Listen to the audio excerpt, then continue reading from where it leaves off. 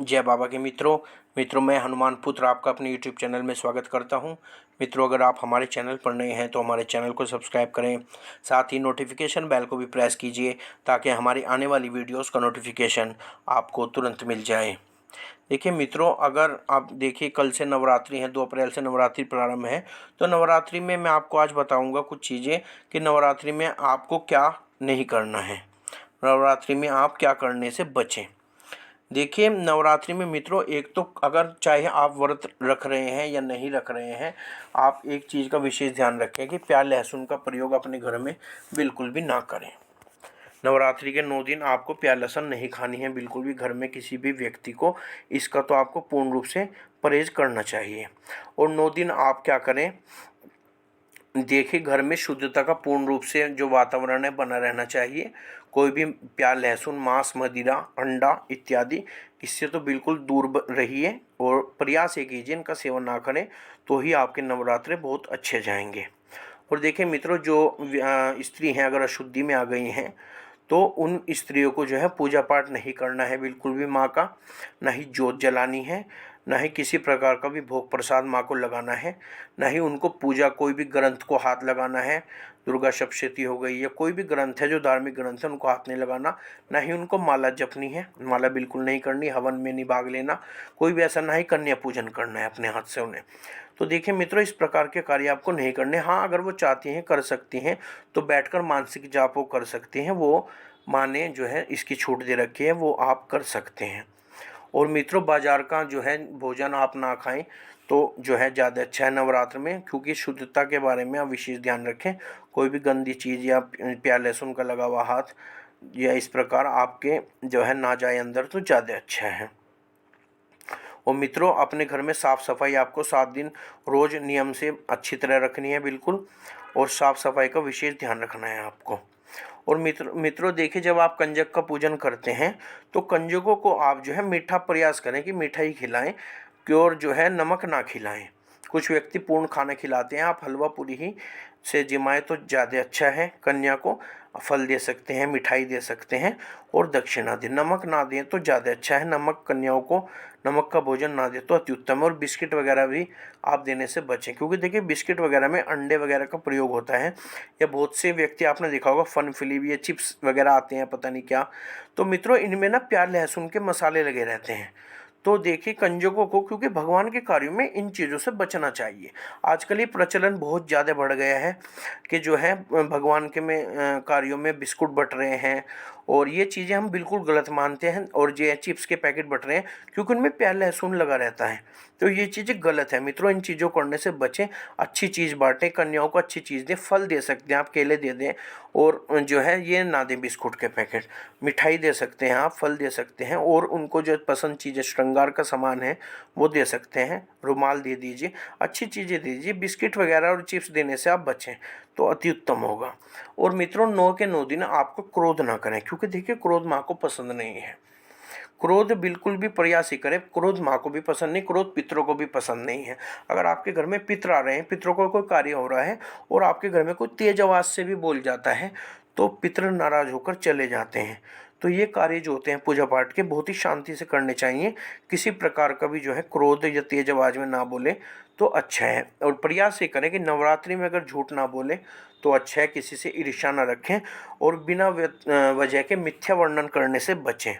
क्योंकि और व्रत अगर आपने रख रखा है तो फिर तो आपको ये कार्य बिल्कुल नहीं करने चाहिए, क्योंकि ये पाप की श्रेणी में आते हैं कार्य। और पाप जो है व्रतों में, और खासकर नवरात्रि के व्रत में नहीं करना चाहिए। और मित्रों, आपको नवरात्रि के व्रत में या किसी भी व्रत में अगर व्रत है तो शयन नहीं करना चाहिए दिन में। दिन में जो है अगर सोते हैं तो कहते हैं व्रत जो है खंडित हो जाता है आपका, तो बिल्कुल भी आप सोए मत दिन में, ये आप करें। और अब नवरात्रि में माँ भगवती महामाया के, माँ कालरात्रि के मंदिरों के दर्शन जरूर करके आएँ, अति उत्तम है। रोज़ नहीं जा सकते तो नवरात्रि में एक दिन तो दर्शन के लिए ज़रूर जाएं, और साथ में माँ को लिए भोग प्रसाद जरूर ले जाएं, और हो सके तो एक नारियल चुंडी जरूर लेकर जाएं। तो और माँ को मीठा पान, और माँ कालरात्रि के मंदिर जा रहे हैं तो मीठा पान माँ को बहुत अति प्रिय है। माँ काल रात्रि को मीठा पान दे के आप अपना बड़े से बड़ा कार्य भी सिद्ध करा सकते हैं। इतना प्रिय है माँ काल रात्रि को मीठा पान। तो मीठा पान लेके जाइए और भोग प्रसाद 5 मिठाई जो भी आपकी इच्छा है आप ले जा सकते हैं माँ के लिए, और एक नारियल तो आप जरूरी ले जाएं तो अति उत्तम है। और मित्रों देखिए 9 के 9 दिन सूतक पातक में जाने से अगर बचा जा सकता है जितना हो सके तो बचने का प्रयास करें, और 13वीं में भी ना जाएं तो अति उत्तम है। 13वीं वगैरह में जाने से बचें और शमशान में जाने से आपको बचना चाहिए। और देखिए मित्रों आपको विशेषकर जो नवरात्रि में जो है माँ को अंगारी पर लौंग का जोड़े का भोग जरूर देना है। ये बहुत विशेष होता है, बहुत छोटा सा कार्य है, बहुत उत्तम होता है ये। और आप क्या करें, एक कंडा सिलगा लें या उपला बोलते हैं जिसको, छोटा सा, और उस पर जो है अंगारी जो है उठा लें आप देसी घी डालकर, तो माँ ज्वाला जी का रूप जो है आ जाता है उसमें। माँ ज्वाला जी ही बोली जाती हैं वो। तो उसे आप चीनी से जिमा करके जरा सी, और उस पर जितने भी घर में व्यक्ति हैं सभी व्यक्ति एक एक लौंग का जोड़ा माँ को अर्पित करें। 2 लौंग फूल वाली लौंग का जोड़ा हो गया तो वो आप उनको अर्पित करें। ये माँ को विशेष भोग है, विशेष प्रिय भोग है, क्योंकि माँ देखिए माँ भगवती के जो स्वरूप है वो भाव देखती है। वो आपका बड़े से बड़ा कार्य एक लौंग के जोड़े पर भी कर देगी। और नहीं करना या आपके भाव अच्छे नहीं है तो सोने का थाल भर के भी आप ले जाएंगे तो आपका कार्य सिद्ध नहीं होगा। देखिए मित्रों एक भजन है, उसमें माँ के भजन में जिक्र है कि अकबर जो है माँ के लिए सोने का छत्र लेकर गया था, लेकिन लेकर गया था अहम के साथ, अहम उसके अंदर था। तो माँ ने उस छत्र को स्वीकार नहीं किया था और उस छत्र को नीचे गिरा दिया था, और नीचे गिरते वो सोने का छत्र बदलकर किस धातु में बन गया था वो आज तक कोई भी नहीं पता लगा पाया है, वो किस धातु में बदल गया था। तो देखिए मित्रों अहम से अगर आप दोगे तो सोने का छत्र भी स्वीकार नहीं है। और अगर आपके हृदय में भाव है तो एक लौंग के जोड़े से भी बड़े से बड़ा कार्य, क्योंकि आप ये नहीं कह सकते कि माँ किस कार्य से आपके प्रसन्न हो जाए।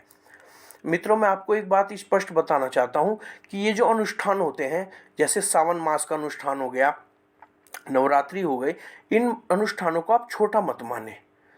मैं आपको यकीन से कह सकता हूँ कि ये 9 दिन और या 1 महीने का जैसे सावन का अनुष्ठान हो गया, इन अनुष्ठानों में अगर आपकी पूजा बिना किसी त्रुटि के निकल जाती है, क्योंकि देखिए मित्रों इन दिनों में कोई ना कोई चूक अगर आपकी कहीं ना कहीं हो जाती है तो ये अनुष्ठान खंडित हो जाते हैं, और खंडित अनुष्ठान फिर फल नहीं देते। ये एक तरह का अनुष्ठान है। आप 9 दिन व्रत रख रहे हैं, 9 दिन माँ की पूजा करें तो एक अनुष्ठान है कन्या पूजन पर जो पूर्ण होगा। लेकिन अगर आपका बिना किसी त्रुटि के अनुष्ठान निकल गया तो आपकी मनोकामना का, मैं सारी नहीं कहता कि सारी मनोकामना एकदम पूर्ण हो जाएंगी, लेकिन आपकी कोई भी एक कार्य जो आपका अटका हुआ है, 2 माँ माई चाहेगी आपका सिद्ध कराना, वो कार्य आपका निकाल देगी तुरंत। ऐसे हमने अपने कार्य देखे हैं निकलते हुए, क्योंकि देखिए अनुष्ठान जो होते हैं ये बड़े बड़े, इनमें कुछ ना कुछ त्रुटियां हो जाती हैं, लेकिन अगर बिना त्रुटि के अनुष्ठान निकल जाते हैं तो आपके कार्य 100% सिद्ध होते हैं।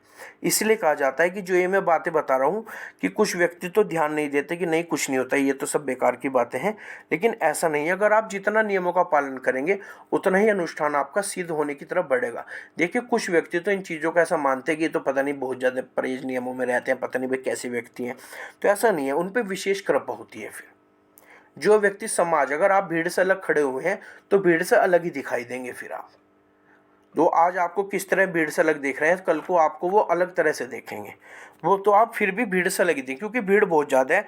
आपको भीड़ से अलग बनना है तो आपको नियमों का पालन करना होगा, और अनुष्ठान आपके सिद्ध हो गए तो आपको मनोकामना पूर्ण होगी 100%, इसका मेरी गारंटी है, क्योंकि हमारे भी इस प्रकार हुए हैं। तो अनुष्ठान जो ये होते हैं ये पूर्ण ही नहीं हो पाते, क्योंकि इसका कारण होता है कहीं ना कहीं कोई त्रुटि हो ही जाती है। कभी आपकी जोत खंडित हो जाती है, मान लो आपने जोत लगा रखी है माँ की भगवती की, वो भी खंडित हो जाते हैं, कुछ ना कुछ ऐसा। तो जो भी अगर आपका खंडित हो गया तो बस समझ लीजिए आपका अनुष्ठान फिर वो ठीक है, अच्छी बात है होगा, लेकिन वो मनोकामना आपकी पूर्ण थोड़ी मुश्किल हो जाती है होनी। तो मित्रों ये जो है थोड़े से जो नियम मैंने बताए हैं, ये नवरात्रि पर ये कार्य आप ना करें तो जो अच्छा होगा आपके लिए। और माँ भगवती की जितनी पूजा कर सकते हैं, दुर्गा सप्तशती का पाठ जरूर करें, बहुत ही अच्छा होता है। और अगर जो व्यक्ति दुर्गा सप्तशती का पाठ नहीं कर सकते तो वो दुर्गा चालीसा तो जरूरी करें, और माँ की आरती सुबह शाम बहुत विशेष फलदायी होती है। माँ भगवती का आशीर्वाद हो गया तो आपके कार्य सिद्ध हो जाएंगे 9 दिनों में ही, और लंबे दिन आपको इंतजार करने की आवश्यकता नहीं है। तो माँ का प्रचंड रूप होता है, शक्तियाँ इस वक्त जो है पूरी जागृत होती हैं। तो जितनी पूजा करते हैं कई गुना मिलेगी आपको। ये दिन ऐसे होते हैं जो पूजा पाठ के दिन हैं। तो अगर जो है इसमें आप प्रयास ये करें, अगर ब्रह्मचर्य का पालन करें और पूजा पाठ जितनी कर सकते हैं उतनी करें। सुबह करें, शाम करें, दोनों वक्त करें। सुबह को अगर आप चाहे नौकरी पे भी जाते हैं, दुकान पे जाते हैं, सुबह पूजा करके जाए और शाम को आकर पूजा करें। और 9 के 9 दिन व्रत रखें माँ के, तो बहुत ही अति उत्तम है। और देखिए, और बिल्कुल नियम के साथ करेंगे तो आपका एक कार्य जरूर सिद्ध हो जाएगा। इसकी मैं पूरी गारंटी लेता हूँ।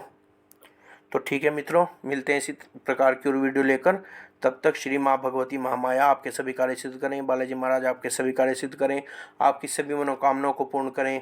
इसी आशीर्वाद के साथ जय बाबा की।